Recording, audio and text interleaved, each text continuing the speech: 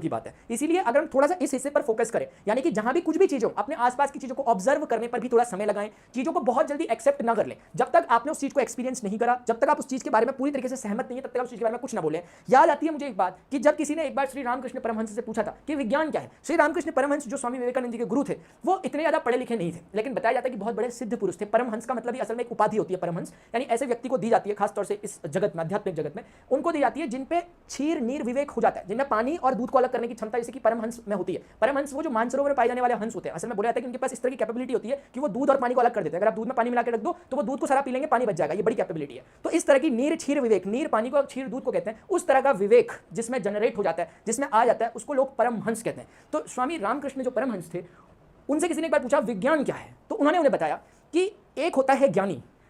ज्ञानी वो होता है कि मैं अगर आपसे पूछूं कि दूध कैसा होता है, तो हो सकता है आपको पता हो, किसी व्यक्ति को पता है कि दूध कैसा होता है, वो बोलेगा दूध एक सफेद रंग का होता है, ये तरल अवस्था यानी लिक्विड स्टेट में पाया जाता है, और ये इतने टेम्परेचर पर करो तो ये उबल जाता है, उसके बाद ये फट जाता है। दूध से दही बनाया जा सकता है, दही से मट्ठा, मक्खन, घी, पता नहीं क्या क्या बनाया जा सकता है, और दूध इस सोर्स से हमें प्राप्त होता है। इतने प्रकार के दूध दुनिया में पाए जाते हैं, वो सब कुछ आपको दूध के बारे में बता सकता है। ये ज्ञानी है, ज्ञानी कहते हैं इसे, नॉलेज है पूरा एकदम थ्योरेटिकल या जो भी है।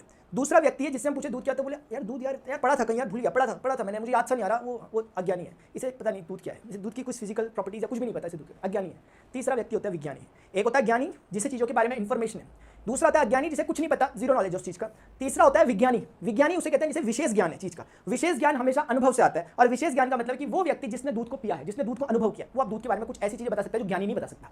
ज्ञानी आपको सिर्फ बता सकता, ज्ञानी ने कभी देखा तक नहीं है दूध, उसने किताबों में पढ़ा दूध के बारे में कि दूध सफेद, वो बता सब कुछ सही रहा, आप उसे गलत साबित नहीं कर सकते, लेकिन वो फिर विज्ञानी नहीं है। विज्ञानी वो है जिसने विशेष ज्ञान लिया, जिसने अनुभव के द्वारा चीज को जाना है। तो अपनी इस पूरी की पूरी जो आज मेरा ये सेशन था, इसका पूरा मोटिव बार बार निकल कर यही आ रहा है कि हमेशा ऑब्जर्वेशन पे ध्यान दें, हमेशा विज्ञानी बनने की कोशिश करें, विशेष ज्ञानी बनने की कोशिश करें, जिसका रास्ता जरूर ज्ञानी से होकर गुजरता है, लेकिन इसका अल्टीमेट जो रीजन, अपना गोल होना चाहिए, वो विज्ञानी होना चाहिए कि हमें विशेष ज्ञान लेना है हर चीज के बारे में जो भी हम पढ़ रहे हैं।